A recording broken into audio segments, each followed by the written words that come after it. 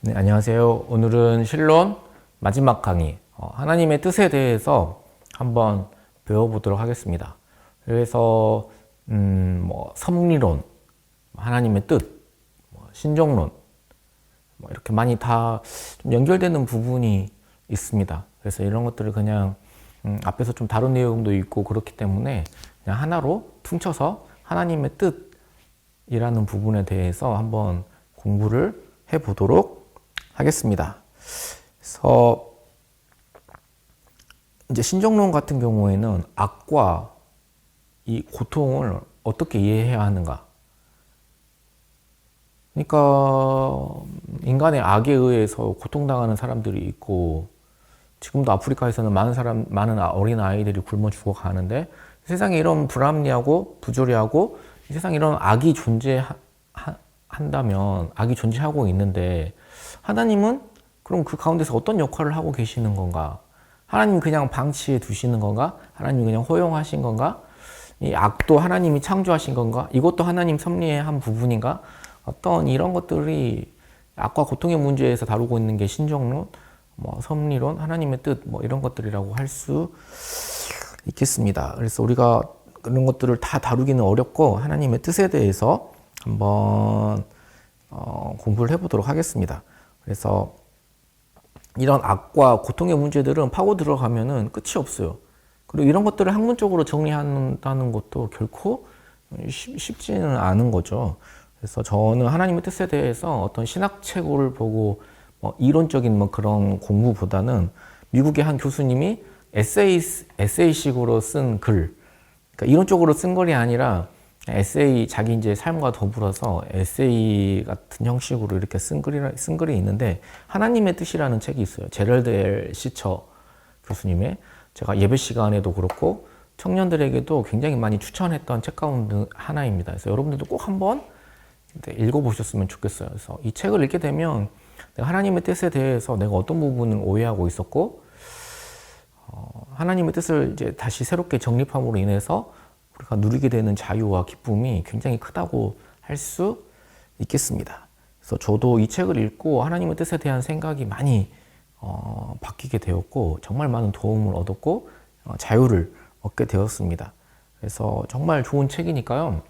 꼭 한번 읽어보는 걸 추천드리겠습니다. 성서유니온에서 나왔어요. 제럴드 L. 시처, 하나님의 뜻.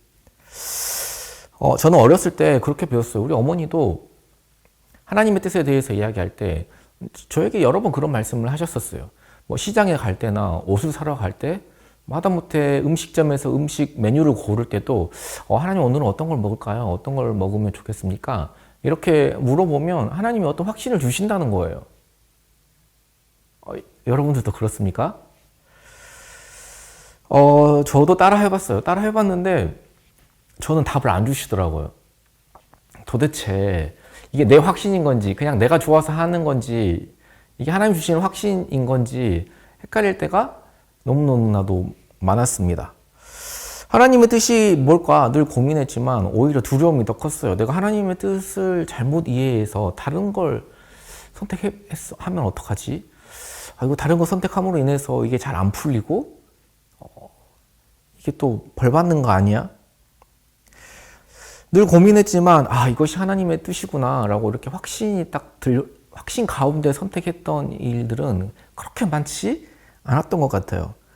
그래서 이러던 중에 제가 하나님의 뜻이라는 책을 읽게 되었는데 정말 저에게 많은 자유를 주었던 책입니다. 원래 복음이라는 게 그렇죠. 기쁜 소식이고 죄로부터의 자유함을 우리에게 주는 게 복음이지 않습니까? 그래서 저는 이 책이 저에게 복음처럼 그렇게 들렸어요. 이 책의 저자인 제럴드 L. 시처라는 교수님은 아내 린다와 결혼해서 4자녀를 두고 행복하게 살고 있었습니다. 그것이 하나님의 뜻이라고 생각하고 있었어요. 아내 린다와 결혼해서 4자녀를 두고 행복하게 살아가는 게 하나님의 뜻이라고 생각을 하고 그렇게 행복하게 살고 있었는데 그러던 어느 날 갑자기 큰 사고를 당하게 됩니다. 제럴드 L. 시처 교수님이 어떤 근처에 있는 인디언 모임에 가족들과 함께 갔다가 고속도로를 이렇게 미니밴에 타고 오는데 건너편에서 음주운전 차량이 137km로 다가와서 중앙선을 침범해서 이 교수님 가족이 탄 미니밴을 들이받은 거예요.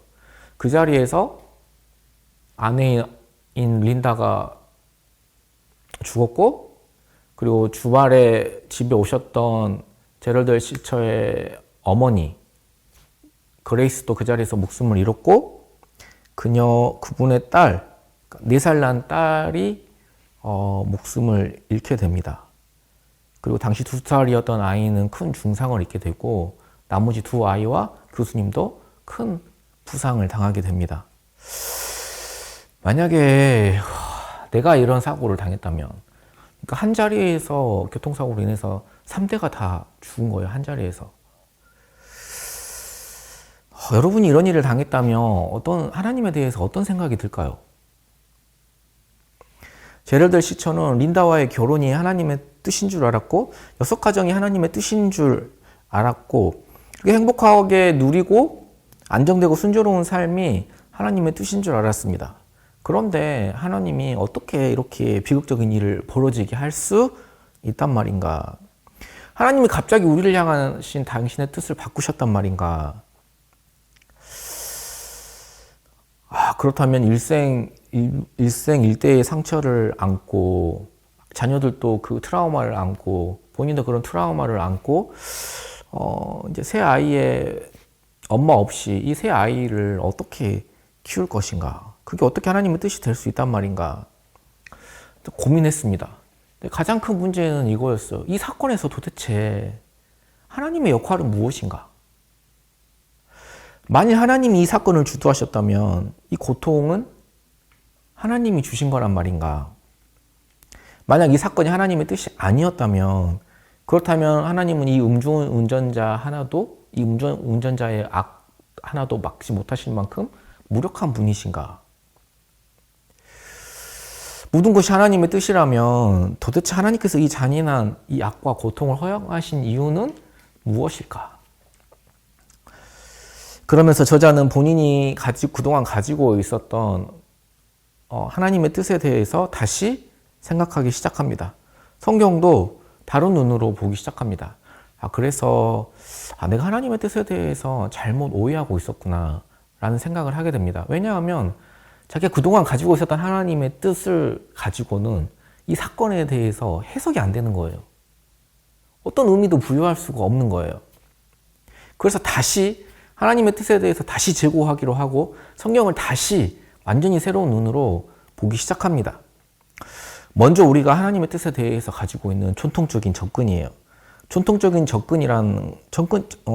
접근에서 보는 하나님의 뜻이라는 것은 우리가 따라야 할 미래의 구체적인 길로 규정이 됩니다. A, B, C, D, E, F 수많은 길 중에서 하나님의 뜻을 하나를 정해 놓으셨어요. 우리는 이 수많은 선택의 가짓수 중에서 하나님의 뜻을 찾아내야만 해요. 하나님은 그 길을 아시며 우리가 따르도록 정해 놓으셨습니다. 그렇다면 우리의 책임은 이 길, 수많은 인생의 선택 중에서 하나님이 정해 놓으신 그 길, 그 하나님의 뜻을 찾아내야 하는 것이 우리의 일이죠. 바른 선택을 여기서 수많은 선택 중에서 하나님의 뜻, 이 바른 선택을 하게 되면 우리는 하나님의 은총 가운데 하나님 주신 복을 누리고 행복하게 살 수 있는 거고, 이 뜻을 찾지 못해서 다른 걸 선택하면 어떻게 되는 거예요?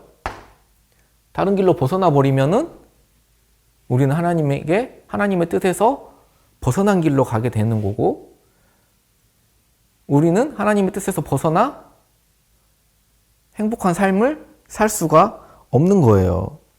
출근은 하나뿐이고 다른 길은 다 막다른 길이죠. 하나님께서 허용하신 길이 정해놓으신 길이 아니에요.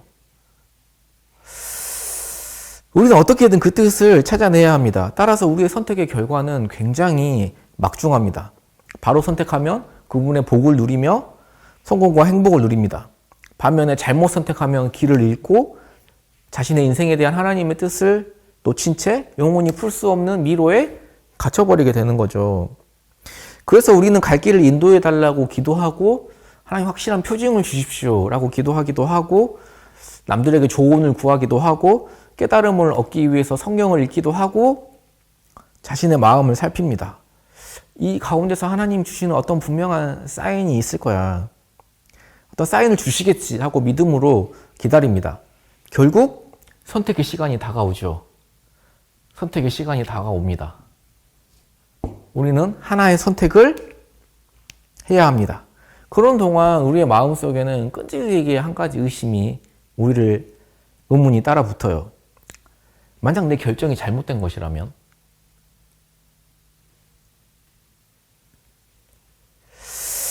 내 인생을 향할 하나님의 뜻을 놓쳐버린다면?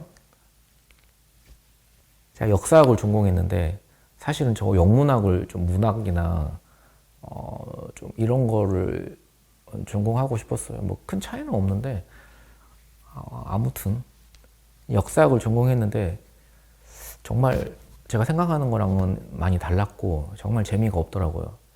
후회를 좀 하긴 했는데 나중에 목회자가 되고 나서는 굉장히 감사했어요. 역사를 배운 게 굉장히 많이 도움이 되고 인문학적인 어떤 공부를 한 게 굉장히 많이 도움이 되었던 것, 지금도 되고 있고 도움이 되었던 것 같습니다. 지금 이게 하나님의 뜻이라고 저는 확신하고 있지만 만약에 내 선택이 결국 막다른 골목으로 끝났다면 내가 지금 이렇게 내 인생이 고달프고 내 인생이 잘 안 풀리고 내 인생이 이렇게 답답하고 고통당하는 것은 하나님의 뜻을 잘 모르고 다른 길을 선택했기 때문은 아닌가. 이 길이 하나님의 뜻이라고 어떻게 확신할 수 있지? 하는 끈질긴 의문이 따라 붙는 거죠. 인간이 고통을 당하면 그렇습니다. 내가 하나님의 뜻에서 벗어나서서 하나님께서 이런 고통을 내게 주신 건 아닌가. 내가 벌받아서 내가 어떤 죄를 지어서 하나님께서 나에게 이런 고통을 허락하신 건 아닌가. 뭐 이런 생각을, 이런 의문을 인간이라면 갖게 되는 거죠. 우리가 지금 실론, 하나님은 어떤 분인가에 대해서 다루고 있는데 우리가 하나님의 뜻에 대해서 이런 생각을 가지고 있게 된다면은 우리가 하나님을 잘못 이해하고 있을 뿐만 아니라 잘못된 실론, 그러니까 잘못된 하나님에 대한 그 하나님 관을 갖게 되는 거예요. 잘못되어 있을 뿐만 아니라 부정적이죠. 이 전통적인 방식에서 말하고 있는 하나님의 뜻은 어떻습니까? 하나님은 어떠신 분이에요? 이 A, B, C, D, 이 수많은 길 중에서 자신의 길을 하나 정해놓고 우리한테는 그 뜻을 숨기십니다. 우리는 어떻게든 기도하든 금식을 하든 작정 새벽 예배를 하든 이 뜻을 찾아내야만 해요. 마치 하나님과 우리가 숨바꼭질 하는 것 같아요. 하나님의 뜻을 숨겨두시고 우린 그걸 어떻게든 찾아내야 되고 잘못 찾으면 어떻게 되는 거예요? 아까 이야기했듯이 영영 하나님의 뜻에서 벗어나버린 다른 길을 선택하게 됩니다. 그 과정에서 그분은 우리의 하나님의 뜻을 확실하게 알려주시기보다는 이런 과정을 즐기시는 것 같아요. 그분은 발견되는 것보다 숨기는 것을 우리를 즐겁게 하시는 것보다 낙심케 하시는 것을 더 좋아하시는 분처럼 보입니다. 그러니까 하나님과 우리가 꼭 숨바꼭질 하듯이 하나님의 뜻을 우리가 찾아내야 되는 거예요. 이게 전통적인 어떤 그 하나님의 뜻에 대한 우리가 가지고 있는 어떤 생각들이에요. 저희 둘째 아이가 지솔이가 숨바꼭질을 엄청 좋아합니다. 우리 집이 좁아가지고 숨을 데가 그렇게 많지 않거든요. 그런데도 어떻게든 숨을 때든 찾아내고 문제는 저도 숨어야 돼요. 이제 저도 숨어야 되는데 그런데 지솔이가 어렸을 때 지금보다 더 어렸을 때는 제가 아무 때나 숨어도 잘 못 찾아내는 거예요. 제가 이불만 뒤집어 쓰고 이렇게 뒤집어 쓰고 있어도 그냥 이불만 보고 지나가지 그 안에 있는 저를 못 찾아내는 거예요. 제가 맘 먹고 숨으면 저를 의외로 아이들이 잘 못 찾습니다. 그러면 옆에서 누나가 힌트를 주거나 제가 소리를 내서 아이에게 발견되도록 알려줍니다. 저는 주로 이제 뽁뽁이 소리를 내는데 뽁뽁이 소리를 내면 아이가 소리를 듣고 그 근처에서 이제 저를 찾아내는 거죠. 숨바꼭질의 기쁨은 발견되는 데 있습니다. 아이가 나를 발견하면 소리를 질러요. 나를 찾는 것이 이렇게 재밌는 것이죠. 여러 번 반복해도 아이는 계속 반복해서 저를 찾아내면은 그때마다 비명을 지르고 그렇게 기뻐합니다. 자, 한번 생각해 보세요. 숨바꼭질을 하면서 아이가 찾지 못하도록 영영 숨어버리는 아빠는 제정신이 아닌 거죠. 그쵸? 그런 아빠는 없을 거예요. 그런데 우리가 하나님을 그런 정신 나간 아빠로 생각할 때가 너무나도 많다는 거예요. 자기의 숫을 꽁꽁 숨겨두시고 우리는 이 선택에서 어떻게든 하나님의 뜻을 찾아내야 하는, 하나님을 이런 분으로 오해하게 된다는 것입니다. 근데 한번 생각해 보세요. 하나님은 자신의 뜻대로 우리가 살기를 원하세요. 아멘이십니까? 그것이 우리에게 진정한 행복을 가져다 준다는 것을 알고 계시기 때문입니다. 그렇다면 하나님께서는 우리가 그 뜻을 행하도록 우리를 설득하는 것만으로도 쉽지 않을 텐데, 우리는 자꾸 다른 길로 가려고 하잖아요. 우리를 설득하신, 우리 하나님의 뜻을 알려주고 그 뜻으로 끌려오도록 설득하는 것만으로도 힘이 들 텐데, 그런데 그 뜻을 완전히 꼭꼭 숨기심으로써 우리를 더 힘드시게 할 이유가 무엇이겠습니까? 하나님이 정말 당신의 뜻을 그렇게 불확실하게 만들어서 우리가 잘 알지 못하도록 손닿지 않는 곳에 두셨을까요? 하나님은 내가 공무원이 되기를 바라셨는데, 내가 사업을 하기를 바라셨는데, 내가 어떤 일반 회사에 취업해서 어떤 역할을 하기를 바라셨는데, 저는 신학의 길을 선택해버렸어요. 그러면 저는 한번 선택해버렸으니 영영 하나님의 뜻을 벗어나서 이 목회자의 길에서 평생 고통받으며 살아야 하는 것입니까? 소명도 없는데 하나님의 뜻도 아닌데 자기 좋다고 이 길을 선택해서 평생 고통받아야 하는 그런 존재입니까? 하나님 자녀를 저희 가정에 셋 낳기를 원하셨는데 둘만 낳고 포기해버렸어요. 너무 힘들다고. 우리 가정은 어떻게 되는 거예요? 하나님의 뜻에서 영영 벗어나는 것입니까? 그때 총각 때 그때 그 예쁜 자매랑 결혼을 했어야 하는데 지금의 아내랑 결혼을 해버렸어요. 그 예쁜 자매랑 결혼하는 게 하나님의 뜻이었는데 저는 지금의 이 여자랑 결혼을 해버렸습니다. 그러면 제 인생은 이제 완전히 꼬여버린 결혼 생활이 돼버린 거예요? 이거 도대체 우리의 인생은 어떻게 되는 것입니까? 하나님은 한번 잘못 선택했다는 이유만으로 우리를 향한 당신의 선한 계획을 다 끊으실 만큼 비정한 분이실까요? 그렇지 않아요. 절대로 그렇지 않습니다. 우리 인간은 미래를 알고 싶어 해요. 그래서 자꾸만 하나님의 뜻을 미래에 두려고 합니다. 그래서 그 미래를 알고 싶은 마음을 하나님의 뜻으로 대입합니다. 하나님 가르쳐 주십시오. 그러나 우리는 미래를 알 수도 없고 알아서도 안 돼요. 제가 설교 때도 여러 번 이야기한 것 같은데, 내가 만약에 45살에 암에 걸려 고통스럽게 죽는다면 제가 지금 이 시간들을 기쁘게 성실하게 살아낼 수 있을까요? 아니에요. 겁에 질려서 두려워하면서 오늘 인생을 바르게 살기가 쉽지 않을 거예요. 반대로 내가 만일 45살에 로또에 당첨된다는 것을 알았다면, 제가 지금 오늘 하루를 내가 성실하게 이 영상을 찍고 있겠습니까? 지금부터 놀기 시작하겠죠? 불가능한 거예요. 앞날을 안다는 것은 굉장히 끔찍한 거예요. 알 수도 없을 뿐만 아니라 알아서도 안 되는 거예요. 그러므로 전통적인 접근과 제럴드 엘 시처가 제가 말하고 있는 하나님의 뜻의 가장 큰 차이점은 하나님의 뜻을 미래가 아닌 현재에 둔다는 거예요. 우리는 하나님의 뜻을 찾는 것이 아니라 이미 하나님의 뜻을 우리에게 알려주셨고, 우리는 하나님의 뜻을 살아내기 위해 이미 알고 있는 하나님의 뜻을 살아내기 위해 노력하는 사람들이라는 거죠. 우리가 실론 두 번째 시간 계시론에 대해서 우리가 공부했죠. 좀 어렵다고 말씀하시는 분들이 있었는데 계시가 뭐예요? 알려주신 거잖아요. 미래를 알려주셨다는 겁니까? 물론 궁극적인 미래에 대해서 알려주시기는 하셨죠.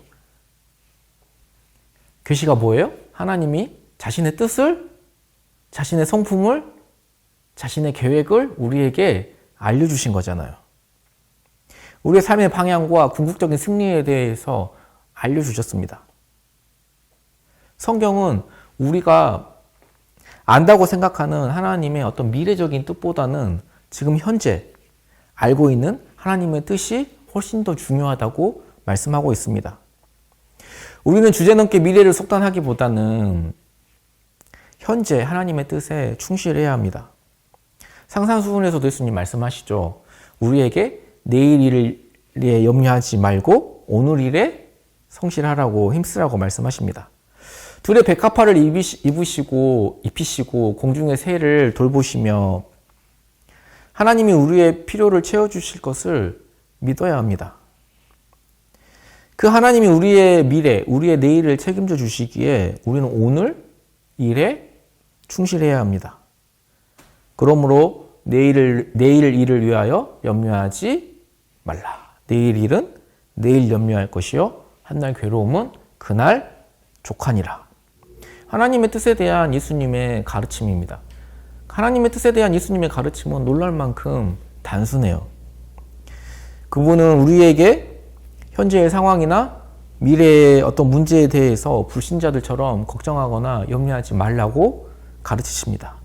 대신 예수님 우리에게 이렇게 말씀하시죠. 너희는 먼저 그의 나라와 그의 의를 구하라. 그리하면 이 모든 것을 너희에게 더하시리라. 우리는 그렇습니다. 10가지 중요한 결정을 앞두고 100가지 취할 수 있는 길이 있을 수 있습니다. 이때 우리는 어디로 가서 무엇을 할지 그 선택 과정을 하나님께서 정확하게 이 길이다. A야, B야, C야. 너가 갈 길은 이거야. 이렇게 딱 하나님께서 정확하게 선택 과정을 알려주셨으면 좋겠다고 생각합니다. 그러나 예수님의 요구는 성경이 말하고 있는 하나님의 뜻은 무지막지하게 단순합니다. 우리 자신의 마음이 깨끗하고 동기가 순수하며 하나님 나라라는 이 정북을 향해 있는지, 하나님 나라라는 방향을 향해 가고 있는지 그것만 확인하면 됩니다. 궁극적으로 하나님 나라와 의를 먼저 구하는 것입니다. 그래서 우리는 현재 이미 알고 있는 하나님의 뜻을 행하기 위해 노력하는 사람들이지 미래적인 하나님의 뜻을 알기 위해 부르짖는 사람들이 아니라는 거예요. 성경의 인물들도 그렇습니다. 성경을 다시 한번 잘 읽어보세요. 그들은 하나님의 뜻을 찾기 위해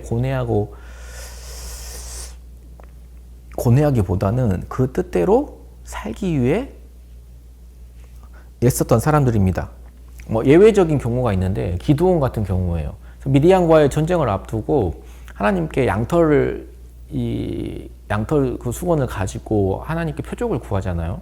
근데 사실은 하나님께서 기드온에게 하나님의 뜻을 다 알려주셨어요. 미디안과 나가서 싸우면 승리하게 될 것이라는 주님의 말씀이 있었지만 기드온 마음 가운데 두려움이 있고 의심이 있었기 때문에 이걸 믿지 못해서 하나님 앞에 표적을 구한 거예요. 그래서 성경은 그 사건을 긍정적으로 묘사하고 있지 않아요.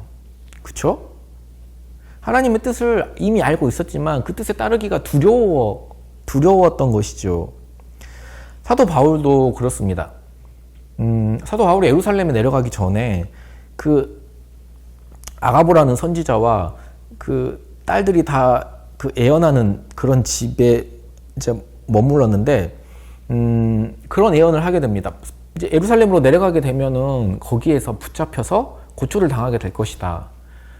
이제 선지자가 예언을 하는데 옛날 그 당시의 문화는 이렇게 옷에 이렇게 띠를 두르잖아요. 우리 허리띠 두르는 것처럼 이렇게 띠를 두르면은 그 띠를 이제 방 안에 들어가게 되면 띠 모으는 곳에 한 곳에 이렇게 다 모아서 이렇게 걸어두었어요.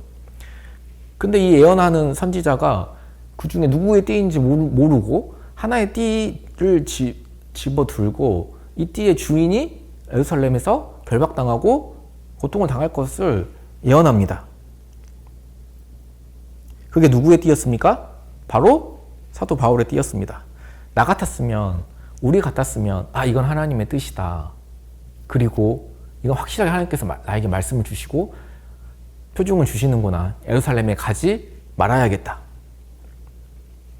하나님의 사인이구나 하고 안 갔을 거예요. 그리고 그 자리에 있는 모든 사람들이 울면서 바울에게 가지 말라고 붙잡습니다. 그러나 사도 바울의 선택은 무엇이었습니까? 복음을 증거하는 데 있어서 나는 내 목숨도 조금도 아까운 것으로 여기지 않는다며 나의 달려갈 길과 나의 사명을 마치려 한다는 그 멋있는 말씀을 하게 됩니다. 그래서 사실 신약성경 어디를 보아도 바울이 미래에 관한 하나님의 뜻을 알고자 고민했다는 단서가 사실은 없어요. 그렇죠. 전도 여행을 할 때도 그렇죠. 하나님께서 강권적으로 이렇게 막으셔서 방향을 튼 적은 있어도 그 방향 전에 어떤 길로 가야 될지 하나님께 묻는 장면이 사실은 없어요. 그리고 과거를 한번 생각해 보면 잘 알 수 있어요. 내가 내린 결정들 중에 지금 현재에서 과거를 생각해 보면 하나님의 뜻이 아닌 게 있었습니까? 설령 내가 하나님 나라와 의를 위해서 그 한 결정이 아니더라고 할지라도 하나님께서 그 선택을 통해서 잘못된 길을 통해서 하나님 또 다른 길을 열어주시고 우리가 그 뜻 안에서 벗어나지 않도록 우리를 이끌어 오셨습니다. 그래서 사실은 내가 지금 다니고 있는 학교가 제일 좋은 학교인 거고 지금 우리 아내, 내 남편 하나님의 뜻이에요. 저에게는 우리 수인교회가 하나님의 뜻이고 담임 목사님 밑에서 배우는 게 하나님의 뜻이에요. 우리는 인간이에요. 선택해야 합니다. 어느 길을 선택하든 우리는 언제나 하나님 나라와 의를 인생 최대의 목표로 삼아야 합니다. 그게 하나님의 뜻이에요. 그래서 하나님의 뜻은 우리 행동의 어떤 결과뿐만 아니라 행동의 동기, 우리 마음의 동기를 하나님은 살피십니다. 미래에 대한 중대에 대한 어떤 결정보다 오늘 하루 내가 내리는 작은 결정들을 더 하나님은 중요하게 생각하세요. 그래서 뭐라고 말씀하세요? 성경에서는 이것을 작은 일에 충성하라. 그러면 하나님께서 큰 일도 맡겨주시겠다고 말씀하시죠. 우리는 미래를 알 수 없습니다. 알아서도 결코 안 돼요. 그렇죠? 다만 오늘 나를 향한 하나님의 뜻은 우리가 충분히 알고 있어요. 오늘 하루를 어떻게 살아야 할지에 대한 하나님의 뜻은 충분히 우리가 알고 있습니다. 감사하는 것이 하나님의 뜻입니까? 아니면 불평하고 원망하고 낭망하는 것이 하나님의 뜻입니까? 성실하게 사는 것이 하나님의 뜻입니까? 아니면 오늘 하루를 대충 게으르게 사는 것이 하나님의 뜻입니까? 항상 기뻐하라. 범사에 감사하라. 쉬지 말고 감사하라. 너를 향하신 하나님의 뜻이니라. 밤늦게 기름지고 건강을 해치는 그런 음식을 먹는 게 하나님의 뜻입니까? 아니면 건강을 위해서 먹지 않는 것이 하나님의 뜻입니까? 우리가 이미 알고 있는 하나님의 뜻으로 오늘의 삶을 채우면 나머지 일은 하나님께서 다 알아서 인도해 주십니다. 무엇을 먹을까? 무엇을 마실까? 무엇을 입을까? 염려하지 말라. 이런 것들은 이방인들이 구하는 것이고 너희는 먼저 그의 나라와 그의 의를 구하라. 그리하면 이 모든 것을 너희에게 더하시리라. 그래서 우리는 놀라운 자유를 가지고 있죠. 우리는 많은 것들을 선택할 수 있습니다. 그래서 이미 알고 있는 하나님의 뜻으로 오늘 하루를, 오늘의 삶을 채우면 되는 것이죠. 우리가 지난주에 창조론에서 배웠던 것처럼 내가 창조된 목적에 대해서 목적만을 내 삶의 목표로 삼으면 됩니다. 바로 우리 주 하나님을 찬양하고 내 영혼을 구원하는 일이죠.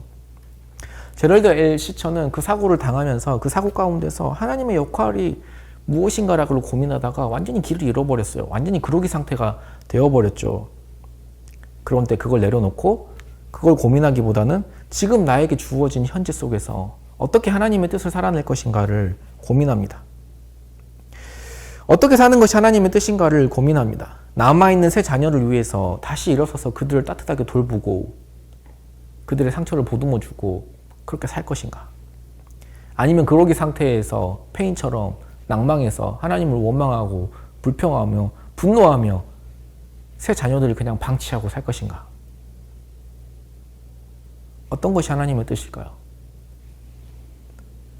과거는 바꿀 수가 없어요. 이미 벌어진 일이에요. 미래는 알 수도 없고 알아서도 안 되고 하나님이 알려주시지도 않아요.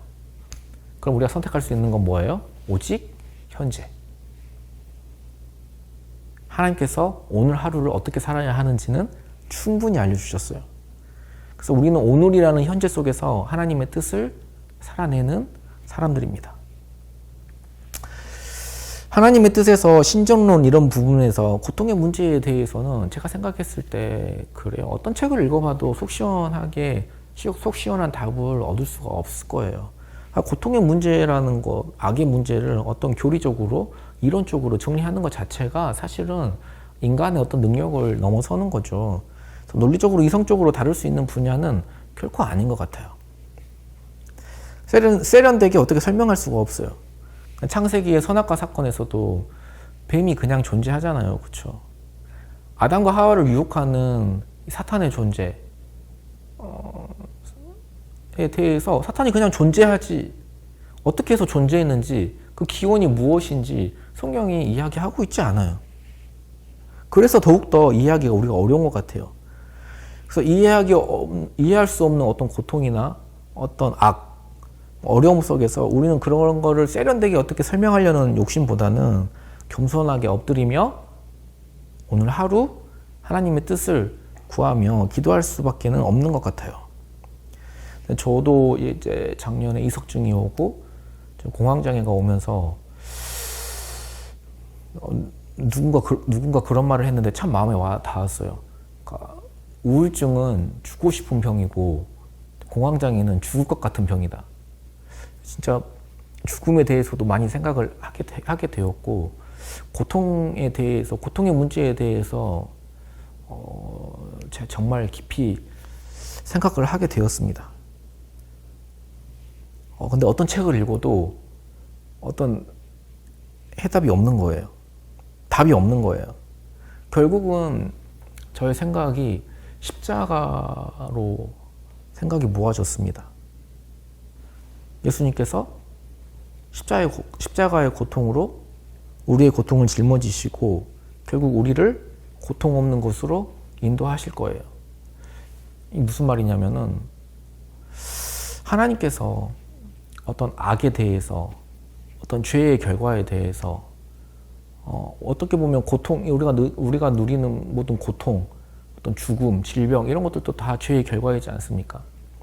하나님께서 이 악에 대해서 승리하는 방법이 어떤 하나님이 가진 권세와 힘으로 그런 것들을 다 짓밟아 버리고 다 깨부셔버리고 악을 악으로 이기고 힘으로 억누르는 그런 방법이 아니셨어요. 놀랍게도 하나님의 아들 예수 그리스도가 이 땅에 오셨는데 화려한 구마 타고 이렇게 오신 게 아니라 초라한 나귀 타고 오신 마구간에서 태어나신 예수님이에요. 우리 인간의 모습을, 나약한 인간의 모습을 잃고 말이죠. 하나님께서 악에 대해서 승리하는 방식이 악에 의해서 오히려 상처받고 희생당하고 십자가에서 피 흘려 죽으시는 방법으로 사망의 권세와 죄의 권세와 그 모든 악의 권세를 이기십니다.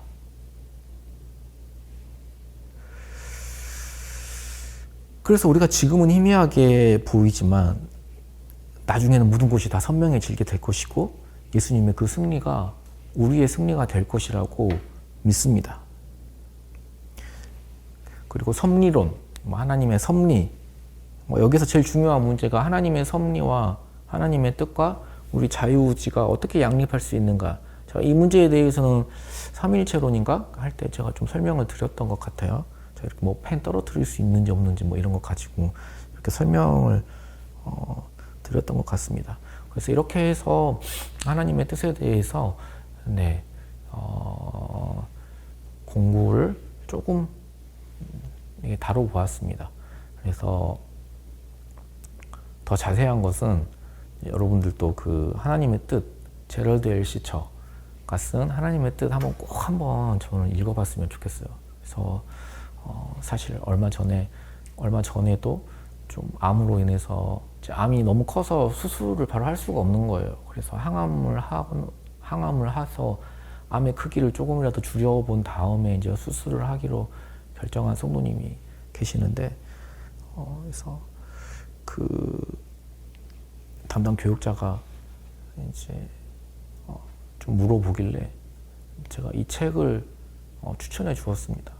그래서 이 교수님 자체가 어떤 정말 끔찍한 사고를 당하고 이해할 수 없는 고통 속에서 이거를 이제 이 가운데서 하나님의 역할과 하나님의 뜻을 고민하면서 쓴 책이기 때문에 어떤 사람의 책보다 더 고통에 대해서 잘 이해하고 있고 잘 위로하고 있고 하나님의 뜻을 잘 설명해 준다라고 생각을 해요. 그래서 꼭 한번 읽어보시고, 또 이 책에서 욥기에 대한 부분도 다루고 있거든요.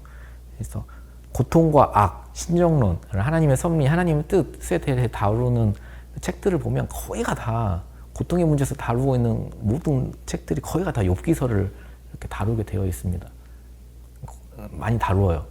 하나님의 뜻도 마찬가지예요. 욥기를 굉장히 신선한 눈으로 또 바라볼 수 있습니다. 이 책을 보시면 정말 재밌어요.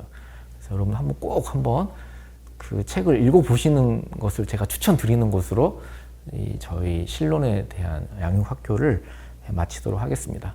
우리가 어떤 이론으로 어떤 교리로 하나님에 대해서 안다는 것은 제가 처음 말씀드렸던 것처럼 이건 불가능한 것이고, 우리가 하나님을 안다는 것은 하나님을 경험하여 안다라는 뜻을 가지고 있습니다. 단순히 이런 모든 것들이 이론적으로, 그저 교리적으로 이렇게 이해되고 납득되고 그렇게 끝나는 것이 아니라 이게 여러분의 삶에 녹아들여져서 정말 하나님의 뜻대로 하나님 나라와 의를 구하며 하나님에 대해서 그렇게 알아가고 또 하나님을 경험하는 저와 여러분 되기를 예수님의 이름으로 소망합니다. 감사합니다.